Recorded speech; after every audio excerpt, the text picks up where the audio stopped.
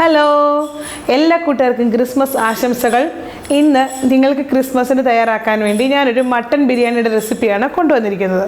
അപ്പോൾ അതിനായിട്ട് ഞാനിവിടെ എടുത്തിരിക്കുന്നത് ജീരകശാല റൈസാണ്. അപ്പോൾ ഒരിടയ്ക്ക് ഞാൻ ആ റൈസ് ഒന്ന് ട്രൈ ചെയ്തപ്പോൾ നല്ല ടേസ്റ്റായിട്ട് തോന്നി. അതിൽ പിന്നെ ഞാൻ ആ റൈസാണ് മിക്കവാറും ഉപയോഗിക്കാറുള്ളത് കേട്ടോ. അപ്പോൾ നിങ്ങൾക്കും ആ റൈസ് ഒന്ന് ഉപയോഗിച്ച് നോക്കുക, നല്ല ടേസ്റ്റാണ്. മറ്റ് ബസ്മതി റൈസിനെക്കാട്ടിലും എനിക്ക് ഒത്തിരി ടേസ്റ്റായിട്ട് തോന്നി ഈ ജീരകശാല റൈസാണ്.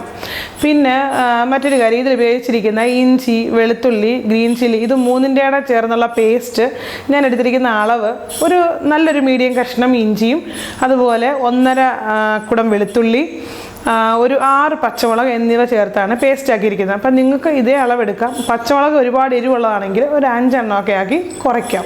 മട്ടന് ഉളുമ്പ് സ്മെല്ലൊന്നുമില്ല. അഥവാ ഉളുമ്പ് സ്മെല്ല് ഉണ്ടെന്നുണ്ടെങ്കിൽ നിങ്ങൾ കുടംപുളി ചേർത്ത് കഴുകിയാൽ മതി. അതെങ്ങനെയാണ് കഴുകേണ്ടതെന്ന് ഞാനൊരു ഡിസ്ക്രിപ്ഷൻ ബോക്സിൽ അതിൻ്റെ ലിങ്ക് ഇടാം. ഞാൻ നേരത്തെ ആ വീഡിയോ ഇട്ടിട്ടുണ്ട്. പിന്നെ അതുപോലെ ഇതിൽ ചേർത്തിരിക്കുന്ന ഗരം മസാല അഥവാ ബിരിയാണി മസാല, അത് ഞാൻ നമ്മുടെ വീട്ടിൽ തന്നെ പൊടിച്ചുണ്ടാക്കിയതാണ്. അതിൻ്റെ ലിങ്ക് ഞാൻ ഈ ഡിസ്ക്രിപ്ഷൻ ബോക്സിൽ ഇട്ടേക്കാം. മറ്റൊരു കാര്യം എന്ന് പറഞ്ഞു കഴിഞ്ഞാൽ, നമുക്ക് ഇതിലേക്ക് തിളപ്പിക്കാൻ ആവശ്യമായ വെള്ളം വേണം. അപ്പോൾ അതിനുവേണ്ടി നിങ്ങൾ ഈ ഒരു മട്ടൻ മസാല ഉണ്ടാക്കുന്ന സമയത്ത് തന്നെ വെള്ളം തിളപ്പിക്കാൻ വെക്കണം. അപ്പം നമുക്ക് ഇതിലേക്ക് 9.5 കപ്പ് വെള്ളമാണ് എടുക്കുന്നത്. അപ്പോൾ നിങ്ങളൊരു 12 കപ്പോളം വെള്ളം എടുക്കുക, എന്നിട്ട് തിളപ്പിക്കുക. അപ്പോൾ തിളച്ചവിടെ കിടന്നാലും ആ വെള്ളം തിളയ്ക്കുമ്പോഴും വെള്ളം കുറയുമല്ലോ. അപ്പം നമുക്ക് കറക്റ്റായിട്ട് എടുക്കാനുള്ള അളവ് കിട്ടും.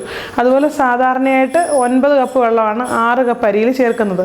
അതായത് 1 കപ്പ് അരിക്ക് 1.5 കപ്പ് വീതമാണ് വെള്ളം ചേർക്കുന്നത്. പക്ഷേ ഇതിൽ ഞാനൊരു 1/2 കപ്പ് കൂടെ കൂടുതൽ ചേർക്കും. കാരണം നമ്മൾ അറിയാതെ കാണും ഒന്ന് എടുക്കുമ്പോഴേ ഇച്ചിരി കുറഞ്ഞു പോയാലേ, 1 കപ്പ് നിറച്ച് ഫുള്ളായിട്ടില്ലെന്ന് പറഞ്ഞാൽ കുറഞ്ഞു പോയാൽ നമ്മുടെ അരിയുടെ വേവ് കറക്റ്റ് ആവാതിരിക്കില്ല. അപ്പോൾ അതിനാണ് ഞാൻ അങ്ങനെ ചെയ്തിരിക്കുന്നത് കേട്ടോ. പിന്നെ ഞാൻ നേരത്തെ ഇട്ടിരിക്കുന്നൊരു മട്ടൻ കുറുമ, അതുപോലെ കുക്കറിൽ എളുപ്പത്തിലുള്ളൊരു മട്ടൻ കറി. ഇതിൻ്റെ എല്ലാം വീഡിയോ നിങ്ങൾ കണ്ടിട്ടില്ലെങ്കിൽ കാണണം. അതിൽ കുക്കറിൽ എളുപ്പത്തിലുള്ള മട്ടൻ കറി എനിക്ക് തോന്നുന്നു ഒരുപാട് പേര് ട്രൈ ചെയ്ത ഒരുപാട് പേരുടെ ഫേവറേറ്റ് മട്ടൻ കറിയാണ്. അപ്പോൾ അത് നിങ്ങൾ മറക്കാതെ കാണണം കേട്ടോ. അപ്പോൾ നമ്മളിതിൽ വെള്ളം വറ്റിച്ചെടുത്താണ് ഈ ഒരു റൈസ് തയ്യാറാക്കിയിരിക്കുന്നത്. അപ്പം സാധാരണയായിട്ട് വെള്ളം ഊറ്റിക്കളഞ്ഞ് ചെയ്യുന്നതിനെക്കാട്ടിൽ നല്ല പ്രയാസമാണ് വറ്റിച്ചെടുക്കുക. നമുക്ക് വേണമെങ്കിൽ അങ്ങ് പറയാം 9 മിനിറ്റ് അടച്ച് വെച്ചിട്ട് വറ്റിച്ചെടുത്തു അങ്ങനെ നിങ്ങൾക്ക് പറഞ്ഞു തന്നാലൊന്നും മനസ്സിലാകത്തില്ല, എല്ലാവർക്കും ഒന്നും ശരിയാവത്തില്ല. അതുകൊണ്ട് ഞാനത് കറക്റ്റായിട്ട് അതിൽ കാണിച്ചു തന്നിട്ടുണ്ട് എങ്ങനെയാണ് വെള്ളം വറ്റിച്ചെടുത്ത് ആ റൈസ് ചെയ്യേണ്ടത്. അതുപോലെ തന്നെ ഒരു പോയിൻ്റ് പോലും മിസ്സാവാതെ ചെയ്യണം. പെട്ടെന്ന് റൈസ് വറ്റിച്ചെടുക്കുന്ന കാര്യങ്ങൾ പെട്ടെന്ന് ചെയ്യണം കേട്ടോ. ഒട്ടും സ്ലോ ആവരുത്. അങ്ങനെയാണെങ്കിൽ അരി പിന്നീട് കറക്റ്റായിട്ട് വെന്ത് കിട്ടത്തില്ല. അതൊക്കെ നിങ്ങൾ നോക്കണം. ഫ്ലെയിമൊക്കെ കറക്റ്റായിട്ട് ക്രമീകരിച്ച് വേണം ചെയ്യാൻ. പിന്നെ ഒരു കാര്യം, ഈ ഒരു വീഡിയോയിലൂടെ നിങ്ങൾ റൈസ് വറ്റിച്ചെടുക്കുന്നത് മനസ്സിലായില്ല എന്നുണ്ടെങ്കിൽ വിഷമിക്കേണ്ട. ഇനിയും 2-3 ബിരിയാണിയും കൂടെ ഞാൻ ഇടുന്നുണ്ട്. അപ്പോൾ അതിലും കൂടെ ഞാൻ കുറച്ചുകൂടി വിശദമായിട്ട് നിങ്ങൾക്ക് പറഞ്ഞുതരാം. എങ്ങനെയായാലും ഞാൻ നേരത്തെ ഇട്ടിരുന്ന വീഡിയോയിലൂടെ ഒരുപാട് പേര് റൈസ് വറ്റിച്ചെടുത്ത് ബിരിയാണി വെക്കാൻ പഠിച്ചിട്ടുണ്ടെന്ന് എനിക്കറിയാം. അപ്പോൾ അതുപോലെ ഇതിലും നിങ്ങൾ പഠിക്കും കേട്ടോ. അപ്പോൾ എല്ലാവരും ഈ വീഡിയോ കണ്ടിട്ട് നിങ്ങൾക്ക് ഇഷ്ടമായെങ്കിൽ വീഡിയോയുടെ താഴെ കമൻറ്റ് ചെയ്യാൻ മറക്കരുത്. നിങ്ങളുടെ സംശയങ്ങളൊക്കെ ഞാൻ റിപ്ലൈ ചെയ്യുന്നതായിരിക്കും. ഓക്കെ.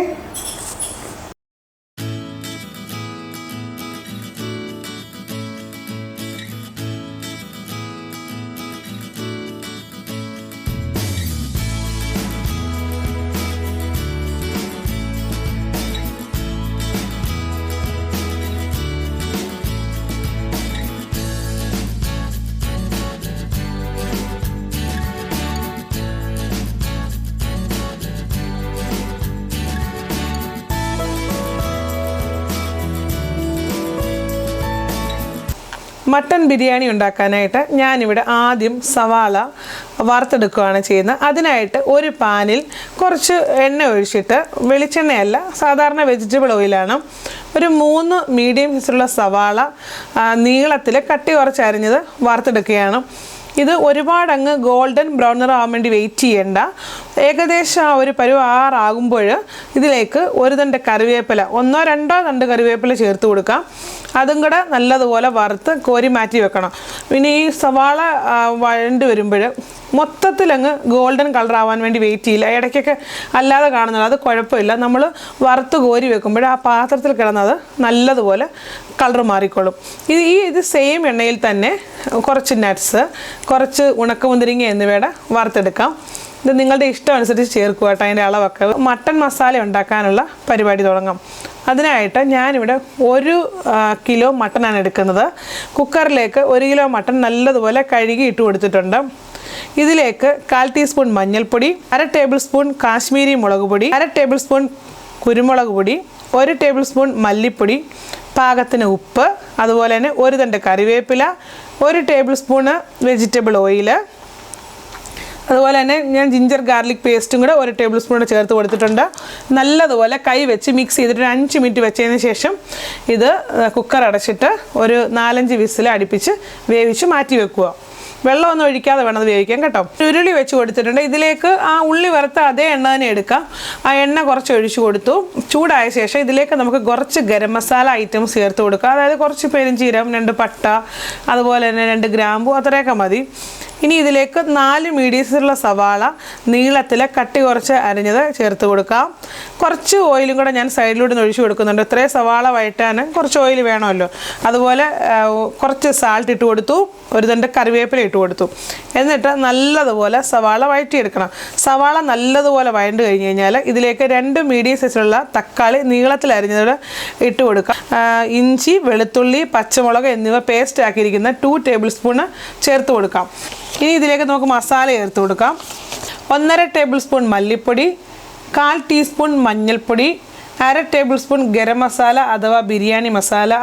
അതിൻ്റെ ലിങ്ക് ഞാൻ ഡിസ്ക്രിപ്ഷൻ ബോക്സിൽ കൊടുക്കാം. ഞാൻ റീസെൻ്റായിട്ട് അതിൻ്റെ റെസിപ്പി പോസ്റ്റ് ചെയ്തിട്ടുണ്ട്. അതാണ് ഞാൻ ഈ സാധാരണ ഗരം മസാലയാണ്, പക്ഷേ ഈ ഒരു ബിരിയാണിക്കും ഉപയോഗിക്കാൻ പറ്റുന്ന ബിരിയാണി മസാല പോലെയാണ് ഞാൻ ചെയ്തിരിക്കുന്നത് കേട്ടോ. ഇനി ഇതിലേക്ക് മട്ടൺ വേവിച്ചത് ചേർത്ത് കൊടുക്കാം.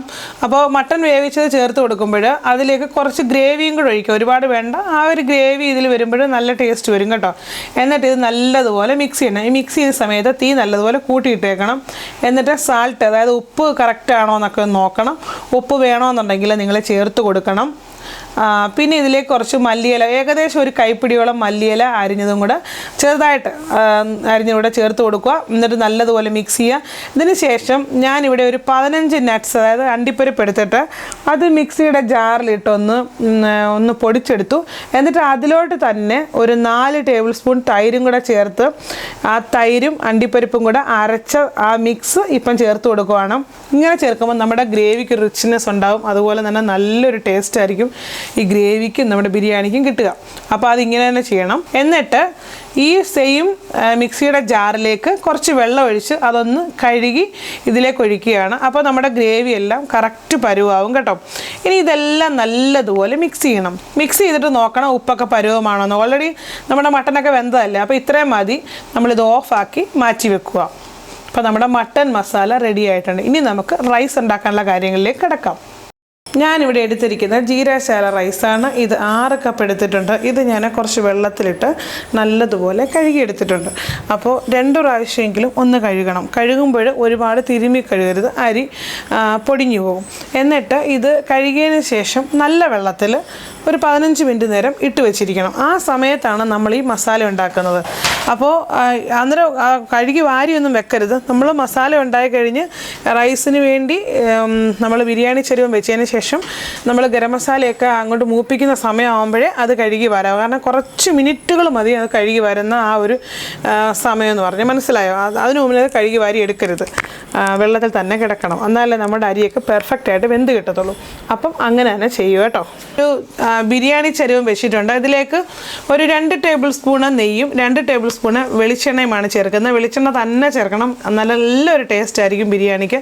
ഇതിലേക്ക് കുറച്ച് ഗരം മസാല ഐറ്റംസ് ചേർത്ത് കൊടുക്കാം. അതായത് പട്ട, ഗ്രാമ്പൂ, ഏലക്ക, തക്കോലം, പിന്നെ കുറച്ച് പെരുംജീരകം, ലേശം ചെറിയ ജീരകം എന്നിവയാണ് ചേർത്ത് കൊടുത്തിരിക്കുന്നത്. ഇതിൻ്റെ അളവ് ഞാൻ ഡിസ്ക്രിപ്ഷൻ ബോക്സിൽ കൊടുത്തേക്കാം.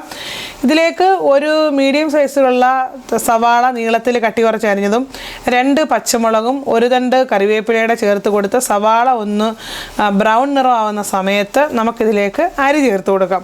അപ്പോൾ ഇപ്പം ഞാനിത് ഒരു 15 മിനിറ്റ് കുതിർത്തിട്ട് വാരി വെച്ചിരിക്കുന്ന, അതായത് വാലാൻ വാരി വെച്ചിരുന്ന ആ അരിയാണ്. അതായത് കറക്റ്റ് ഇതിലേക്ക് നമ്മൾ ചേർക്കുന്ന 6 കപ്പ് അരിയാണ്. അളവ് കപ്പിന് 6 കപ്പ് അരിയാണ് ചേർക്കുന്നത്. അപ്പോൾ 6 കപ്പ് അരിക്ക് നമ്മൾ 9 കപ്പ് വെള്ളമാണ് ചേർക്കേണ്ടത്. അപ്പോൾ നമ്മൾ എടുക്കുമ്പോൾ കുറച്ച് വെള്ളമൊക്കെ എന്തായാലും ഒന്ന് കുറയുമല്ലോ. അപ്പോൾ അതുകൊണ്ട് നമ്മൾ ഒരു 1/2 കപ്പ് കൂടെ എക്സ്ട്രാ ചേർക്കണം. അതാണ് അപ്പോൾ പെർഫെക്റ്റ് ടേസ്റ്റ് കിട്ടുന്നത് കേട്ടോ.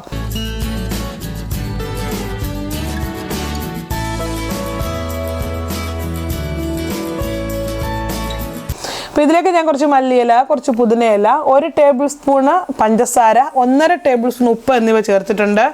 ഇനി ഇത് നല്ലതുപോലെ മിക്സ് ചെയ്യണം. അരി ഒന്നും പൊടിഞ്ഞു പോകാതെ, അതായത് അങ്ങനെ വേണം മിക്സ് ചെയ്യാൻ കേട്ടോ. ഏകദേശം ഒരു 3 മിനിറ്റെങ്കിലും അങ്ങനെ മിക്സ് ചെയ്യണം.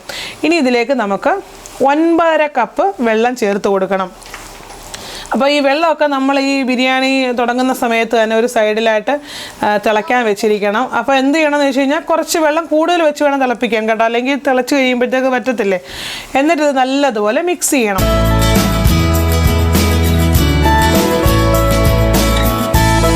കാൽ കപ്പ് പശുവും പാല്, കാച്ചാത്ത പാലാണ്, അത് ചേർത്ത് കൊടുക്കുക. എന്നിട്ട് വീണ്ടും മിക്സ് ചെയ്യുക. പിന്നെ നമ്മൾ ഈ ഇഞ്ചി വെളുത്തുള്ളി പേസ്റ്റ് ഇല്ലേ, പച്ചവളമുള്ള പേസ്റ്റ്, അതിൻ്റെ അകത്തുനിന്ന് ഒരു 1/2 ടീസ്പൂൺ അല്ലെങ്കിൽ 1 ടീസ്പൂണ് അതും കൂടെ ചേർത്ത് കൊടുക്കാം കേട്ടോ. വലിയ എരിവൊന്നും ഇല്ലാത്തതാണ്, നല്ലൊരു ടേസ്റ്റ് വരും നമ്മുടെ ചോറിനതിനാണ് കേട്ടോ. ഇത് അടച്ച് വെച്ച് ചെറിയൊരു മീഡിയം ഫ്ലെയിമിൽ ഒരു 5 മിനിറ്റ് കഴിഞ്ഞ് കഴിഞ്ഞാൽ ഉടനെ നമ്മൾ തുറന്ന് നോക്കണം. അപ്പോഴത്തേക്ക് ഏകദേശം ഈ ഒരു വെള്ളമൊക്കെ ഒന്ന് വറ്റാറായി കാണും. വറ്റിക്കൊണ്ടിരിക്കുകയാണ്, ഈ കുറച്ചും കൂടെ വെള്ളമേ വറ്റാനുള്ളൂ. അപ്പോൾ ഇനിയുള്ള കാര്യങ്ങളെല്ലാം പെട്ടെന്ന് ചെയ്യണം. പെട്ടെന്ന് തന്നെ ഒന്ന് ഇളക്കി കൊടുക്കുക. ഇളക്കുക എന്ന് പറയുമ്പോഴേ ഒരു പ്രത്യേക ഈ സ്റ്റെപ്പ് ഓർക്കണം. നമ്മളിപ്പോൾ ഇളക്കുമ്പോൾ അടിയിലത്തെ റൈസ് മുകളിലും മുകളിലത്തെ റൈസ് അടിയിലും പോകും. അപ്പോഴുണ്ടല്ലോ ഈ റൈസ് എല്ലാം പെർഫെക്റ്റ് ആയിട്ട് വേവും. അതിനാണ് അങ്ങനെ ചെയ്യുന്നത് കേട്ടോ. അതുകൊണ്ട് അടി കൂട്ടി പെതുക്കെ നല്ല വൃത്തിക്ക് ഇളക്കണം. പിന്നെ ഇതിൻ്റെ അകത്തോട്ട് കുറച്ച് നെയ്യ് ചേർത്ത് കൊടുക്കണം. 1.5 ടേബിൾ സ്പൂൺ നെയ്യ് ചേർത്ത് കൊടുക്കണം. പിന്നെ ഒരു 1/4 കപ്പ് പാലിൻ്റെ അകത്ത് കുറച്ച് മഞ്ഞൾപ്പൊടി കലക്കിയത് 4 മൂലയ്ക്കായിട്ട് ഒഴിച്ചു കൊടുക്കണം. പിന്നെ കുറച്ച് മല്ലിയില, പുതിനയില, അതുപോലെ വറുത്ത് വെച്ചിരിക്കുന്ന നട്ട്സ്, ഉണക്കമുന്തിരിങ്ങ, സവാള എന്നിവയെല്ലാം ചേർത്ത് കൊടുക്കാം. ലേശം ഗരം മസാല അഥവാ ബിരിയാണി മസാല ഒന്ന് തൂക്കി കൊടുക്കാം. എന്നിട്ട് ഇത് അടച്ചു വെക്കുക. അടച്ചു വെച്ചിട്ട് ഈ സമയത്ത് തന്നെ നമ്മൾ ഒരു ദോശക്കല്ല് അപ്പുറത്ത് ചൂടാക്കാൻ വെച്ചിരിക്കണം. ആ ദോശക്കല്ല് ചൂടായതിലോട്ട് ഈ നമ്മുടെ ബിരിയാണി ചരുവ് എടുത്ത് വെക്കുക. അതിൻ്റെ മുകളിലായിട്ട് വെയിറ്റും വെക്കുക. എന്നിട്ട് ഇതിൻ്റെ അടപ്പ് നമ്മൾ ഈ ബിരിയാണി ചരുവത്തിൻ്റെ അടപ്പയിൽ തൊടുമ്പോൾ ചൂടാകുന്ന ആ ഒരു സമയം, നമ്മുടെ കൈ തൊടുമ്പോൾ, നമ്മൾ ആ ബിരിയാണി ചരുവത്തിൻ്റെ അടപ്പിൽ തൊടുമ്പോൾ നമ്മുടെ കൈ പൊള്ളുന്ന ആ ഒരു സമയം വരെ ഇത് അവിടെ ഇരുന്ന് ചെറിയ ഫ്ലെയിമിൽ വേവട്ടെ. ഏകദേശം ഒരു 10-12 മിനിറ്റൊക്കെ എടുക്കത്തുള്ളൂ, അതിൽ കൂടുതൽ എടുക്കത്തില്ല. കൈ തൊടുമ്പോൾ പൊള്ളുന്ന ആ സമയമാകുമ്പോൾ നമ്മളിത് ഓഫാക്കിയിട്ട് നമ്മൾ അടി കൂട്ടി പെതുക്കെ ഒന്ന് ഇളക്കി കൊടുക്കണം. അങ്ങനെ കട്ട കെട്ടാതിരിക്കാൻ വേണ്ടി, അല്ലെങ്കിൽ പെട്ടെന്ന് ചോറെല്ലാം കട്ട കെട്ടിപ്പോവും. ഇങ്ങനെ ഇളക്കി കൊടുത്തതിന് ശേഷം ഇത് വേറൊരു പാത്രത്തിലേക്ക് ഈ റൈസ് എല്ലാം ഈ ഒരു പാത്രത്തിൽ നിന്ന് മാറ്റണം. ഇനി ഇത് ഞാനിപ്പോൾ നിങ്ങളെ കാണിക്കാൻ വേണ്ടി തവി വെച്ച് മാറ്റുന്നേ ഉള്ളൂ. സാധാരണ ഞാൻ വീഡിയോയ്ക്ക് കാണിക്കാൻ ഞങ്ങൾ ചരുവം വെച്ച് അങ്ങോട്ട് കുടഞ്ഞിടാറേ ഉള്ളൂ. ആ ചരുവത്തിലേക്ക് 1 ടേബിൾ സ്പൂണ് നെയ്യ് ഒഴിക്കുക. മട്ടൺ മസാല മൊത്തം അതിലേക്ക് ഇടുക. എന്നിട്ട് അതിൻ്റെ മുകളിലായിട്ട് കുറച്ച് മല്ലിയില ഒന്ന് തൂക്കി കൊടുക്കുക.